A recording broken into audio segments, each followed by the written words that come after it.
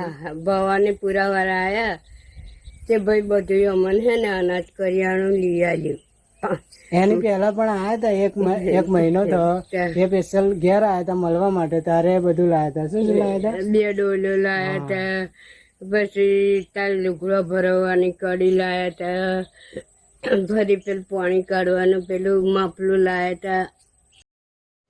તો હેલો મિત્રો, કેમ છો? તો મિત્રો એકવાર ફરીથી અમારી યુટ્યુબ ચેનલમાં તમારું સ્વાગત છે. તો મિત્રો આપણે આજે વાત કરવાના છીએ રાહુલભાઈ અને તેમના મમ્મી વિશે.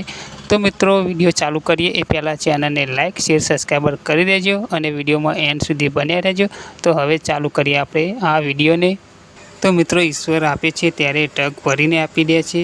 એમ જ મિત્રો આ રાહુલભાઈનું પણ જીવન ભગવાને બદલી નાખ્યું છે.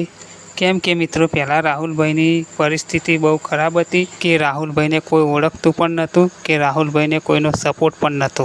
અને હાલમાં મિત્રો રાહુલભાઈને ઈશ્વરની કૃપાથી 40,000 દર્શક મિત્રોનો સપોર્ટ છે. અને મિત્રો પહેલાં રાહુલભાઈનો એક સમય એવો હતો કે રાહુલભાઈ ઘરની ચીજ વસ્તુ પણ નહોતા લાવી શકતા. એની જગ્યાએ અત્યારે ઘેર બેઠા ઢગલો વસ્તુઓ ઘરની આવે છે રાહુલભાઈને. સબસ્ક્રાઈબર મિત્રો પણ તેમને સપોર્ટ કરે છે. ઘરની જે પણ વસ્તુ રાહુલભાઈને જોઈતી હોય તે પણ વસ્તુ બધી રાહુલભાઈને આપે છે.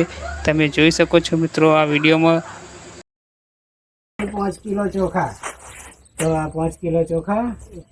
પછી બીજું લીધું મેં દાળ. આ દાળ લીધી.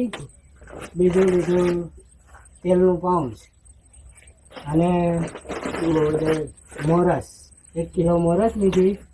તો મિત્રો આટલું નહીં પણ હજુ ઘણો બધો સપોર્ટ કરે છે રાહુલભાઈને દર્શક મિત્રોએ.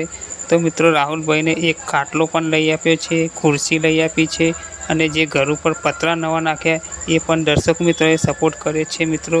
તો મિત્રો જે દર્શક મિત્રો સપોર્ટ કરો એવા કરતા રહેજો સૌને. અને મિત્રો તમને આ વિડીયો પસંદ આવ્યો હોય તો ચેનલને લાઇક કરજો, શેર કરજો અને સબસ્ક્રાઈબર કરજો. અને હવે મળીશું નવા વિડીયોમાં. ત્યાં સુધી જય માતાજી.